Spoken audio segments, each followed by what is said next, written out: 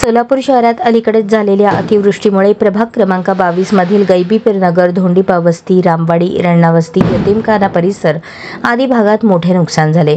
अनेक घरांमध्ये पाणी शिरल्याने नागरिकांचे संसार उघड्यावर आले। या संकटातून सावरण्यासाठी राष्ट्रवादी काँग्रेसचे प्रदेश उपाध्यक्ष किसन जाधव, नगरसेवक नागेश गायकवाड यांनी तात्काळ पाठपुरावा करत प्रशासनाची झोप उडवली आणि मदतीचा मार्ग मोकळा केला। या सातत्यपूर्ण प्रयत्नांना यश मिळून प्रशासनाने त्वरेने पंचनामे पूर्ण केले आणि नुकसानग्रस्त कुटुंबांच्या बँक खात्यांवर प्रत्येकी 10,000ची थेट आर्थिक मदत जमा करण्यात आली। ही मदत मिळाल्याने अनेक कुटुंबांना मोठा दिलासा मिळाला असून नागरिकांनी समाधान व्यक्त केले। या यशस्वी मदत कार्याबद्दल बोलताना किसन जाधव म्हणाले, प्रभाग 22 मधील नागरिक हे आमच्यासाठी कुटुंबाप्रमाणे आहेत। त्यांच्या अडचणींना प्राधान्य देत आम्ही कायमच तत्पर आहोत।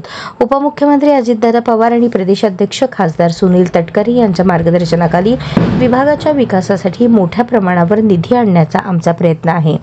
नागरिकांच्या म्हणण्यानुसार आमच्या तक्रारीची त्वरेने दखल घेत मदतीसाठी जे झटले त्यामुळे वेळेवर मदत मिळाली हे खरोखरच कौतुकास्पद आहे। या मदत कार्याबद्दल महायुती सरकारमधील कृषी मंत्री दत्तात्रय भरणे, पालकमंत्री जयकुमार, सोलापूर शहर मध्य विधानसभा मतदारसंघाचे आमदार देवेंद्र कोठे, जिल्हाधिकारी कुमार आशीर्वाद, पालिका आयुक्त डॉक्टर ओमबासे, जिल्हा आपत्ती व्यवस्थापन समितीचे खास आभार देखील यावेळी व्यक्त करण्यात आले। किसन जाधव यांनी शेवटी ठामपणे सांगितले की प्रभाग 22 हा राष्ट्रवादी काँग्रेसचा बालेकिल्ला असून तो अधिक बळकट करण्यासाठी आम्ही उत्कृष्ट सेवा आणि सुविधा देण्यास कटिबद्ध आहोत। शांत हनुमंतू गायकवाड आहे आणि आमच्या सनातनगर, गैबीपी आणि धोंडेपा वस्ती तिथे पाणी शिरल्यामुळं नागेशांना आणि किसन मालक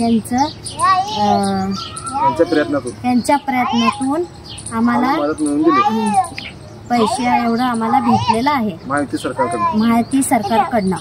एवढं त्यांचं लय आभारी आहे माझं। मेरा नाम आफरीन फिरोज शेख।